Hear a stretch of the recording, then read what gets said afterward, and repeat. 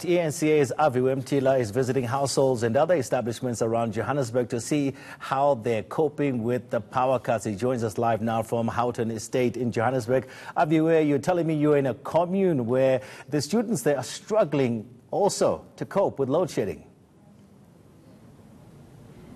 Well, Tony, some of them actually haven't even gone to school because it's a struggle just to wake up and take that bath in the morning. As you understand, load shedding goes on through the night. But I've been traveling to a number of places just around in and around Johannesburg, looking at the situation on the ground. And I can tell you it's affecting all spheres of life, Tony, from households that actually have to put in a bit more because they essentially can't cook. Now they have to buy gas stoves, for example, and lights just to get going, to shelters, for example, where they take in women and children that are abandoned. There they're not even allowed to light up candles, essentially because one of the kids once lit a candle and it burnt a part of that house. So when it's load shedding there, it's literally dark. But I'm at a commune at this very moment in Houghton Estates with varsity students. I just want to find out some of their struggles. Hi guys. Hi. Thank you for joining us at eNCA. But I just want to find out some of your struggles that you go through on a daily basis because of load shedding. I can't take a bath in the morning because of load shedding. The water is cold and it's hot. It's very hot. We need to take a shower. We can't cook. We waste money on takeaways and our parents literally don't have money, and it's close to month end now and they don't have money to give us money in order for us to buy takeaways and food because we don't have that kind of money. We bought groceries. What are some of your struggles? Are you handing in your assignments in time, if I may ask?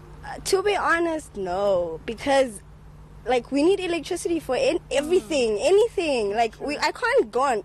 If my phone's dead, what do I do? I can't print out. I just don't. It's bad, guys.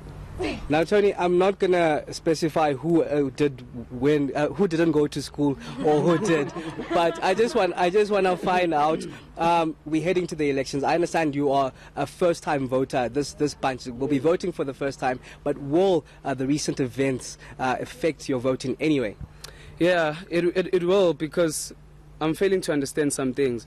I think here in South Africa, the only thing that they deliver on time is load shedding.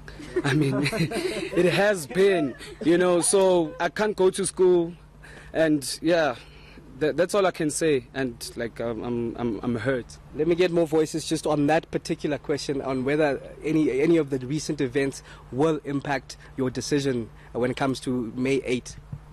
Right now, I'm really confused. I really don't know what I'm going to vote for, because when I look at this load shedding thing, and I really don't know how the ANC government are handling it at the moment, and we don't know which party are we even going to vote for right now, because we're even new to the voting system and in the country. Yeah. Let's get your sentiments, just some of the things that you're missing out on because of load shedding. Well, like Anne said, for instance, I had an assignment I had to hand in. I couldn't hand it in because there was no electricity. I had to fail. The government puts so much money into education, but what's the point if we can't go and hand in our assignments and do the things we're supposed to do at school? Because you go to school, there's no projectors, there's nothing, the lecturers can't lecture because the technology can't be used, there's no Wi-Fi. Even when I was at Vodaport, I have a Vodacom and a telecom SIM card. I couldn't get connection because of load shedding. My relatives were trying to get a hold of me, and I couldn't get a hold of them because there was just no connection, because the cell phone towers were down. Yeah. Well, Tony, I'm sure you're getting the sense from the discussion that we just had with the students that, in fact, this load shedding does impact on all spheres of life. While they say it will put a 4 billion dent to the economy per day that we face stage 4 load shedding, even the future is compromised. The future where we're supposed to get our doctors and other professions, it's compromised because the children essentially cannot study, Tony. Now, Aviwe, you've had a chance to speak to so many people over the last 2 or 3 days. I just want to ask you a question. What alternatives are most people turning to? Because when you look at the situation now, myself, I'm even looking at going solar. What are people turning to?